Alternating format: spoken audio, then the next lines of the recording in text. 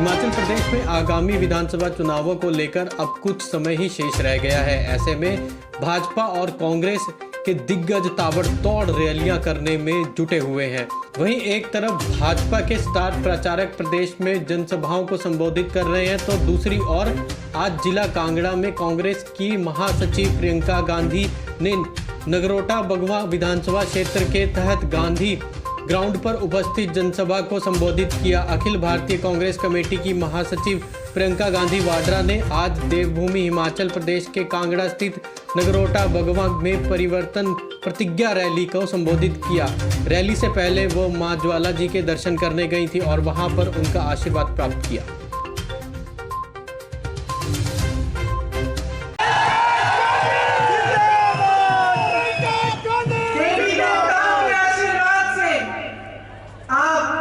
हिमाचल की जनता, हिमाचल के मेरे बहन, मेरे भाई, मेरी माताएं, आप असंभव को संभव कर सकते हैं। ये सिर्फ देवभूमि नहीं है, लेकिन ये वीर भूमि भी है।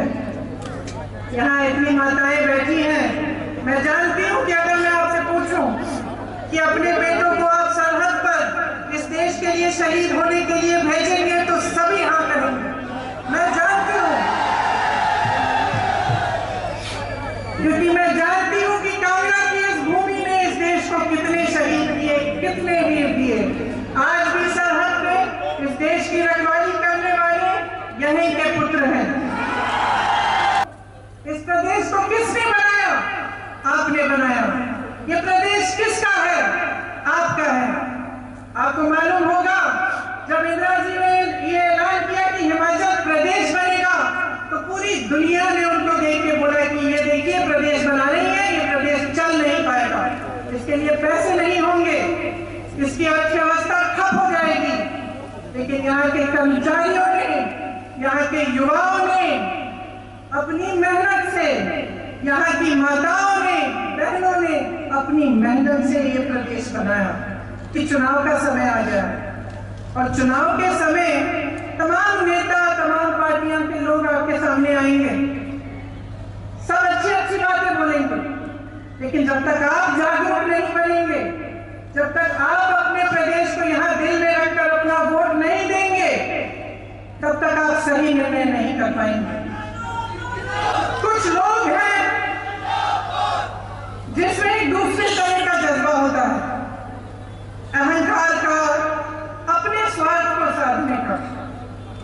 अगर आप पिछले 5 सालों की कहानी देखेंगे हिमाचल की, तो आपको ये बात अच्छी तरह से समझ में आएगी। मैं इसलिए नहीं कह रही हूँ क्योंकि मैं विपक्ष में हूँ और मैं आलोचना करना चाहती हूँ। मैं इसलिए कह रही हूँ कि मैं चाहती हूँ कि मेरे बहन, मेरे भाई, आप अपने अनुभव से देखिए कि आपके प्रदेश में पिछले 5 सालों से क्या तरक्की हुई है कि नहीं। मैं आपसे पूछना चाहती हूँ, आपके जीवन में तरक्की हुई है कि नहीं? नहीं हुई है। यहाँ कितने नौजवान हैं? हाथ उठाइए। आप में से कितनों को रोजगार मिला है पिछले 5 सालों में? यहाँ किसान होंगे, आपकी क्या तरक्की हुई है? छोटे दुकानदार होंगे, छोटे बिजनेस वाले होंगे, जीएसटी को लेके, तमाम मुश्किलों को लेके क्या आपके जीवन में तरक्की हुई है? ये अनुमान आप करिए, सोचिए क्या कर रहे हैं ये भाजपा के लोग। कांग्रेस पार्टी कहती है 1 लाख रोजगार दिलवाएगी, किस आधार पर कह रही है? मैं आपको ये नहीं कह रही हूँ कि आप सबकी बात माने, मैं आपसे कह रही हूँ कि आप परख के, अपने अनुभव से, अपने विवेक से अपना मन बनाइए। कांग्रेस पार्टी क्यों कह रही है कि 1 लाख रोजगार देगी? छत्तीसगढ़ के मुख्यमंत्री बैठे हैं, भूपेश बघेल जी बैठे हैं, इन्होंने 5 लाख रोजगार दिलवाए, 5 लाख 3 सालों में। राजस्थान में कांग्रेस की सरकार है, 1,30,000 नौकरियां दिलवाई हैं।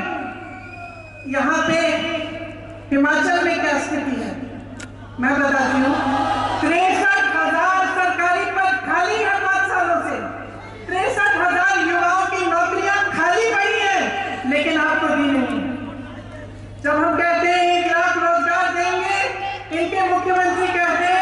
ये तो हो ही नहीं सकता। मगर मैं पूछना चाहती हूँ, जब हिंदुस्तान की संपत्ति, जब भारत के पीएसयू अपने उद्योगपति मित्रों को बेचना चाहते हैं तो वो संभव है, वो हो सकता है। नौजवानों को 1 लाख रोजगार नहीं मिल सकता, लेकिन पीएसयू बेच सकते हैं, वो हो सकता है। पुरानी पेंशन हम कहते हैं हम देंगे, किस आधार पर कह रहे हैं? इसलिए नहीं कह रहे कि हम चुनाव के मंच पे खड़े हैं, हम इस आधार पर कह रहे हैं कि छत्तीसगढ़ में, राजस्थान में हमने किया है, हम दे रहे हैं पुरानी पेंशन। जनता महंगाई से मुक्ति मांगती है, आप कहते हैं कि लीजिए, जीएसटी लीजिए और टैक्स लीजिए। यहाँ तक कि जो सेब के गत्ते हैं जिसमें सेब की पैकिंग होती है, आज उस पर भी जीएसटी बढ़ा दिया। ये जवाब मिलता है आपको।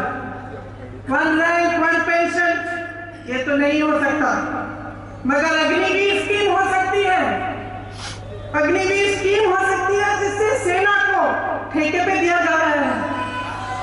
आप अपने बेटों को सरहद पे भेजेंगे ताकि 4 साल बाद वो आके किसी ऑफिस में कोई कर्मचारी की तरह काम करेंगे।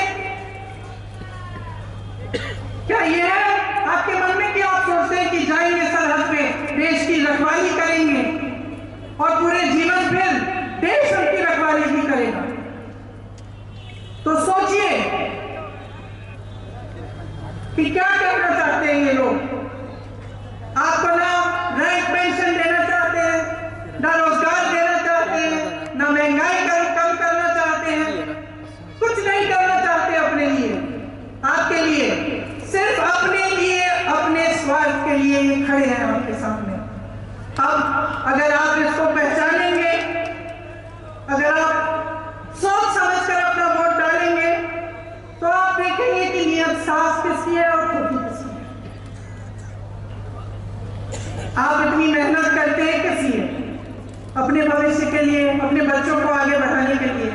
क्या आप चाहते हैं कि अगले 5 सालों में भी ये नौजवान बेरोजगार रहे, सेना में कोई भर्ती नहीं हो, पुलिस भर्तियों में घोटाले हो, शिक्षा भर्ती और शिक्षकों के भर्ती में घोटाला हो?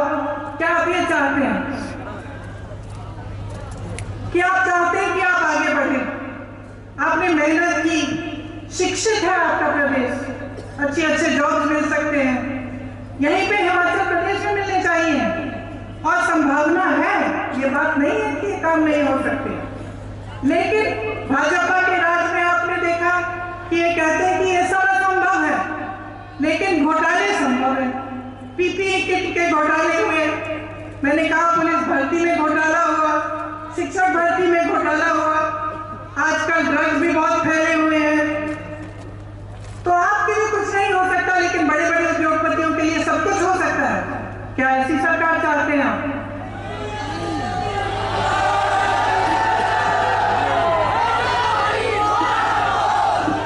आपको मालूम है कि पहले जो फिक्स कोटा होता था, वहां से यहाँ लगभग 4000 युवा हिमाचल से सेना में जाते थे। अब नए नियमों से मात्र 400 या 500 जा पाएंगे। उसमें से 75% 4 साल बाद सेना से बाहर हो जाएंगे। इसलिए बहुत जरूरी है कि आप समझें कि ये लोग क्या कर रहे हैं, इनकी नीयत क्या है। कांग्रेस पार्टी इस चुनाव में कुछ गारंटी लेके आई है। गारंटी क्यों? क्योंकि हम किसी आधार पर कह रहे हैं कि हम ये करना चाहते हैं, हमारी सरकारों ने करके दिखाया है।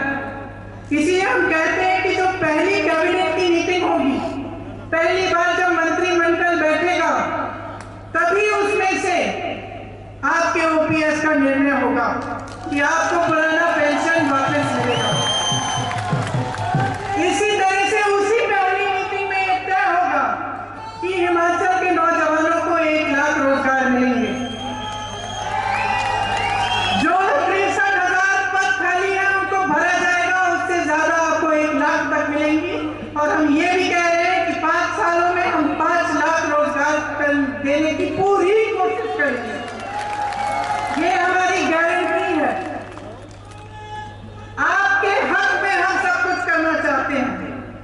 हम कह रहे हैं कि इसके साथ साथ जो मेरी बहनें यहाँ बैठी हैं, जो दिन रात मेहनत करती हैं, कभी कभी मैं जानती हूँ कि ये मेहनत पहचानी नहीं जाती।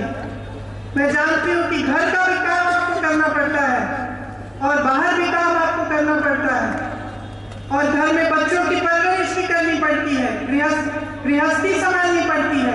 मैं जानती हूँ कि आप पर कितना बोझ है और क्योंकि हम इस बोझ को पहचानते हैं, इसलिए कांग्रेस पार्टी हर महिला को 1500 रुपए प्रति माह देना चाहती है, मदद करने के लिए।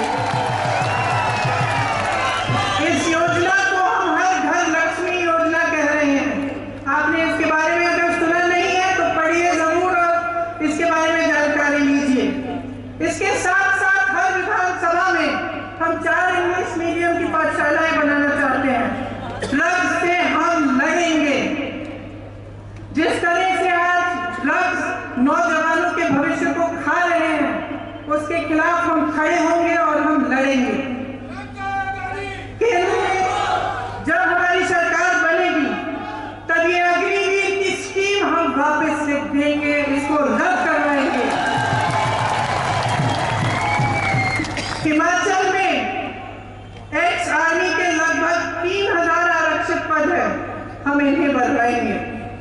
डायरेक्टर सैनिक वेलफेयर, डिप्टी डायरेक्टर सैनिक वेलफेयर के ऑफिस में जो पद खाली हैं सभी भरे जाएंगे। हिमाचल के हर जिले में एक्स सर्विसमैन हेल्थ सेंटर, जिसमें कैंटीन, उसके साथ ECHS हेल्थ सुविधाएं होंगी और सैनिक वेलफेयर का दफ्तर होगा। ये सब हो सकता है।